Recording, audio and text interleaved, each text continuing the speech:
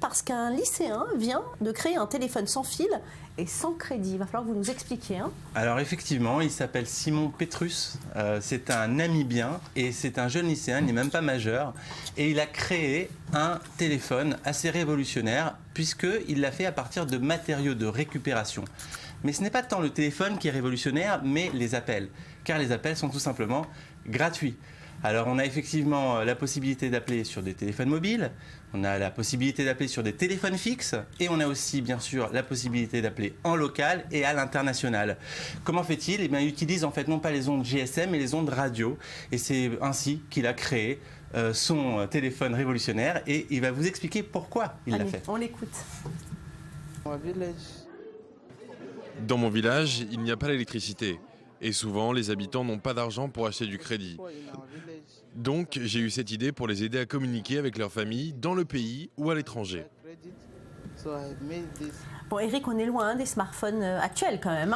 On est loin. Il y a de la jugeote, mais on n'y est pas quand même. C'est vrai que pour les fabricants, je pense que les fabricants de smartphones n'ont pas à se faire de soucis. Par contre, pour les opérateurs téléphoniques, c'est pas sûr.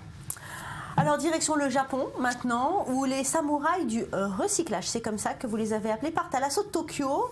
Il va falloir nous expliquer aussi. Alors là, c'est un concept qu'on ne connaît pas. Alors effectivement, au Japon, on sait qu'il se passe souvent des choses plus ou moins insolites, pour ne pas dire farfelues. Et là, effectivement, on est à Shibuya, qui est un quartier un peu branché, in de Tokyo. Et il y a ces fameux samouraïs du recyclage, qui sont en fait des artistes qui ont fait un événement pour sensibiliser le public à la protection de l'environnement. Alors quand ils se sont tout simplement mis au Japon, en plein milieu de ce quartier. Ils se sont habillés en samouraï et ils ont un petit peu fait les samouraïs du nettoyage. Explication d'un des artistes.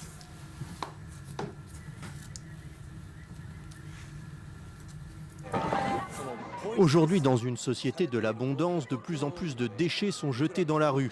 Nous pensons donc qu'il est nécessaire que chacun réfléchisse davantage aux problèmes des déchets et aux questions environnementales.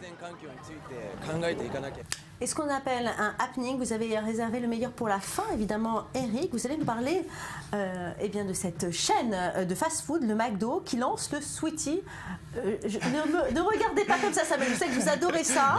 C'est un hamburger au Nutella. C'est vrai ou c'est pour faire du buzz? Alors Valérie, un peu des deux. Donc c'est quand même vrai, c'est quand même une info sérieuse et c'est une info sérieuse qui a fait énormément de buzz. Alors qu'est-ce que donc cette information? McDonald's effectivement s'est associé avec Ferrero et ils ont fait un mariage un peu étrange entre le hamburger et le Nutella. Alors on ne sait pas si on doit se régaler ou en être écœuré. Là, il est vrai que la toile internet s'affole complètement. Il y a eu plus de 60 000 likes et 100 000 partages en l'espace de 48 heures. Alors il faut savoir qu'il y a quand même 250 kilocalories pour cette petite gourmandise. Un gros succès, un gros succès. Un gros succès, voilà. Et c'est le moment pour nous de